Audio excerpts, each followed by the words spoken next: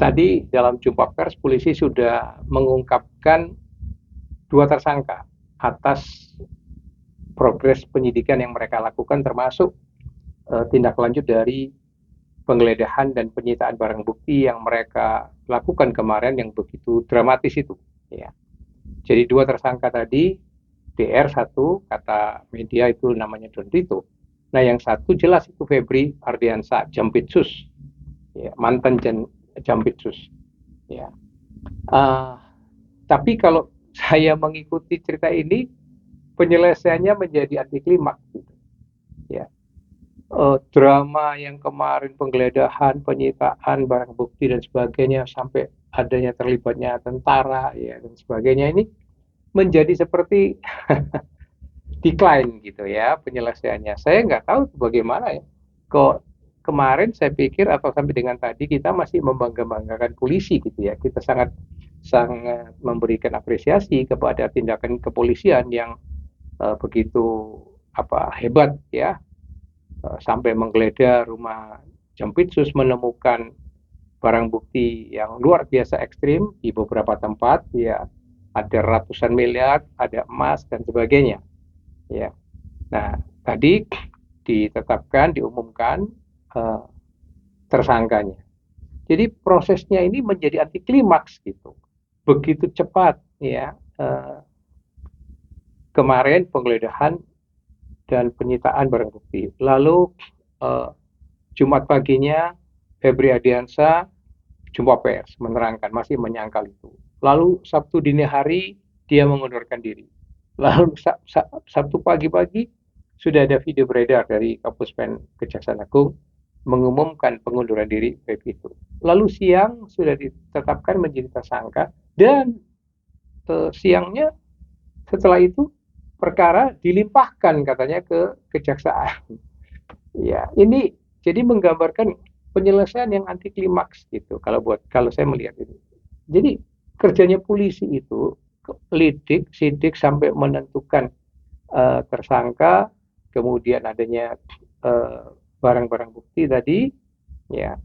Nah, tiba-tiba melimpahkan kembali pada kejaksaan. Nah, ini kan dua pengertian pelimpahan ini gitu.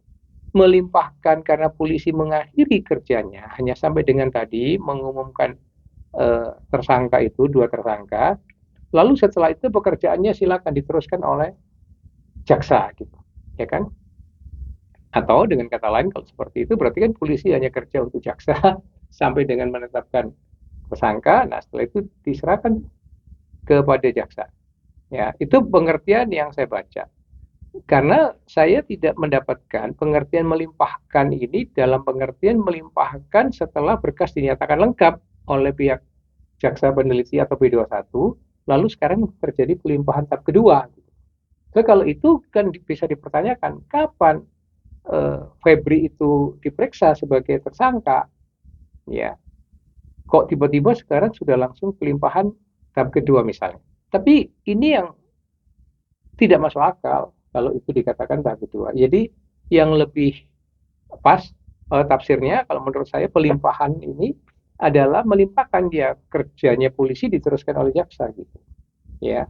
Jadi sekali lagi saya agak kaget gitu ya sebagai rakyat kecil ini kaget kalau sebuah tindak pidana melibatkan pejabat tinggi APH gitu ya. Ini kesannya istimewa sekali gitu perlakuannya. Ya, padahal kemarin-kemarin ya tentu masyarakat itu berharap ada suatu prosedur penegakan hukum yang benar-benar sesuai dengan standar gitu.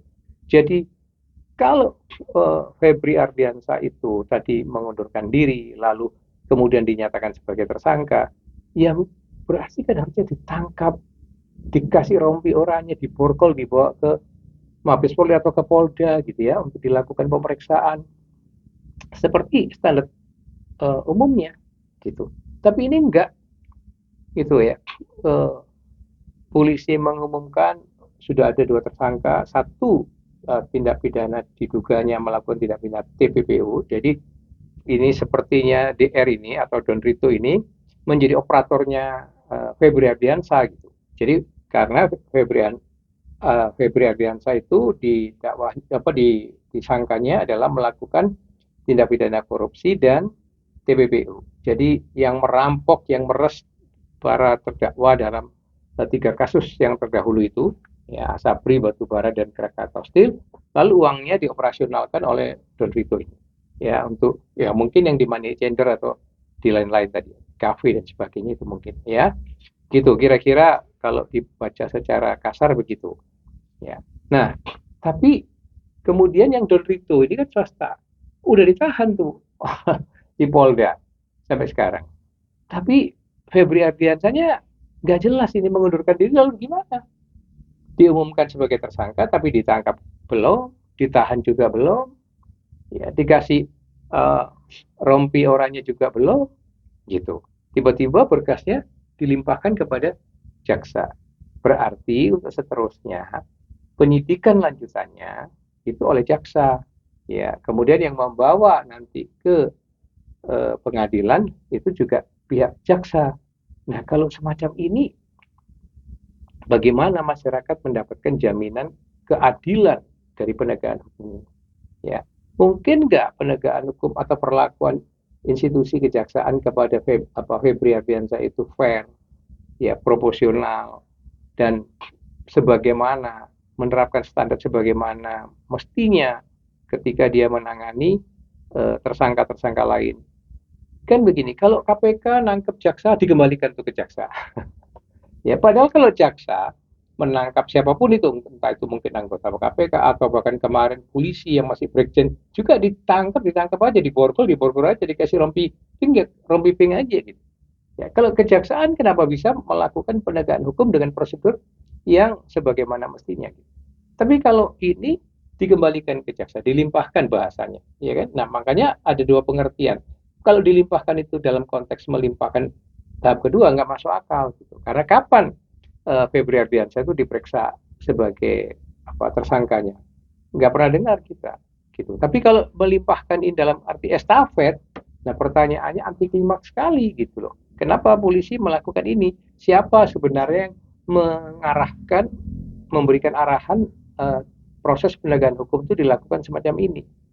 Kan masyarakat sebenarnya ingin melihat proses penegakan hukum itu dilakukan dengan prosedur yang benar gitu. Ya kalau ini mestinya dituntaskan. Itu tersangkanya semua ditangkap, ditahan di polisi semua, fair dong. Jangan cuma swastanya saja sebagai operator TPPU-nya saja yang ditangkap dan ditahan. Nah, sedangkan Febri Ardiansyah malahan dua kan, predikat krimnya sendiri dia lakukan, TPPU-nya dia ikut juga melakukan. Nah, kenapa nggak ditangkap, nggak ditahan?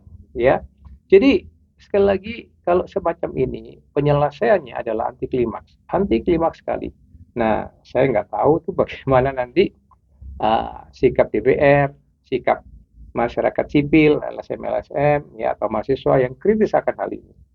Ya, kalau kita hanya orang per orang, saya kira kan nggak ada gunanya gitu ya, nggak ada yang gubris ngomongan-ngomongan pandangan semacam ini. Tapi saya sebagai rakyat kecil hanya bengong saja, ya mendengarkan itu bengong, wah kaget sekali. Ternyata cuma dilimpahkan saja itu oleh polisi kepada jaksa, gitu ya. Nah, kita mengharapkan proses penegakan ini sebenarnya benar-benar profesional dan betul-betul memenuhi prinsip keadilan, rasa keadilan masyarakat. Tadi di dalam video saya yang tadi pagi saya katakan kalau seorang aparat penegak hukum, apalagi di level tinggi, dia pejabat tinggi dari APH, dia yang seharusnya hakikatnya dalam melakukan pemberantasan kejahatan, tapi dia sendiri menjadi penjahat. Ini kan luar biasa, ekstrim. Ya, penjahat pangkat 2 sebenarnya, gitu kira-kira. Tapi kemudian ketika diproses diperlakukan dengan istimewa. Ya kan? Saya ya apa yang bisa kita lakukan sebagai rakyat kecil. Cuman ya bingung aja gitu ya, geli saja dan ya prihatin saja. Kok semacam ini? Tadinya saya sebenarnya udah berbangga itu dengan polisi. Ya, sangat bangga gitu. Melakukan manuver penyidikan yang luar biasa, penggeledahan dan sebagainya sampai menemukan titik-titik yang begitu akurat itu yang juga sebagai tempat-tempat atau lokus deliktinya, ya. Nah, ternyata ujungnya cuman begini. Drama kemarin yang begitu heboh ini rontok seketika di siang tadi ketika polisi mengumumkan tersangka dan sekaligus melimpahkan perkara itu kepada jaksa. Bagaimana nanti uh, jaksa memperlakukan Febri Ardiansyah dan mengapa sekali lagi pihak swastanya Don Rito itu ditahan sementara Febri tidak ditahan, tidak ditangkap. Itu kan benar-benar jelas diskriminasi. Padahal Febri itu dua tuduhan atau sangkaan tindak pidananya. Satu predikat crime-nya, pidana asalnya, korupsinya, ya, yang kedua TPPU-nya.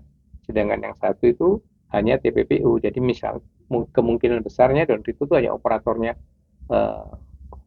Febri aja itu untuk melakukan money laundering itu. Ya, tapi perlakuannya justru lebih berat ke DR-nya.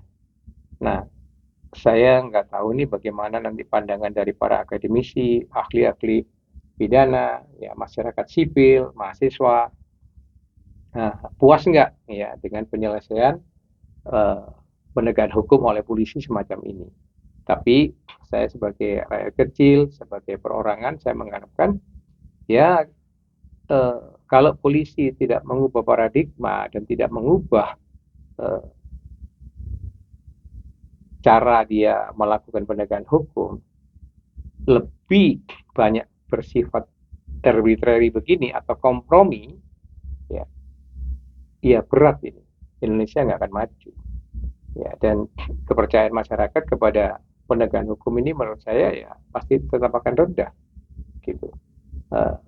Polisi dan jaksa memang harus kerjasama, tapi bukan berarti kerjasamanya itu dimaknai sebagai kompromi. Gitu. Kerjasamanya dalam pengertian harusnya bagaimana penyidikan itu dituntaskan oleh polisi setuntas-tuntasnya, segamblang-gamblangnya, selengkap-lengkapnya, baru soal penuntutannya itu diserahkan kepada JPU. Ya. Tapi kalau semacam ini kan sekali lagi buat saya anti klimaks. Sekali lagi kalau seorang APH, apalagi pejabat tinggi, dia sudah menjadi penjahat, maka sebenarnya pangkat 2 dia. Penjahat pangkat 2. Gitu. Nah, ini nanti juga bagaimana kira-kira pengadilan akan melihat ini. Hukumannya apakah juga ecek-ecek lagi atau bagaimana? Kita akan melihat semuanya ya dan masyarakat akan sekali lagi melihat semuanya ini gitu. Ini satu drama hukum yang benar-benar aneh gitu ya, yang benar-benar memprihatinkan kalau buat saya. Tapi kita tunggu aja, kita lihat bagaimana proses selanjutnya. Akankah Febri itu langsung ditetapkan sebagai tahanan, ya ditahan oleh kejaksaan, ya, lalu juga dikasih rompiping, diborgol, di display di depan media, gitu ya, atau bagaimana perlakuannya dengan penuh keistimewaan atau bagaimana? Ya kita akan tunggu lihat aja proses selanjutnya. Salam merah putih.